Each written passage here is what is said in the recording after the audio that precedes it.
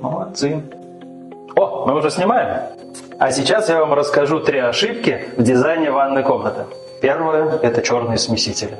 Да, выглядит дорого-богато, однако в России у нас жесткая вода, и известковый налет очень виден.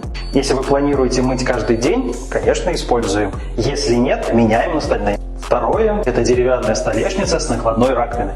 Да, тренд, но вы же понимаете, что в места стыка будет попадать вода, и со временем материал вздуется. И третье, самая большая ошибка – это попытаться поместить все в ваш маленький санузел. И большую ванну, и зеркало во всю стену, и стиральную машину, и сушилку. Отправляйте тем, у кого сейчас идет ремонт.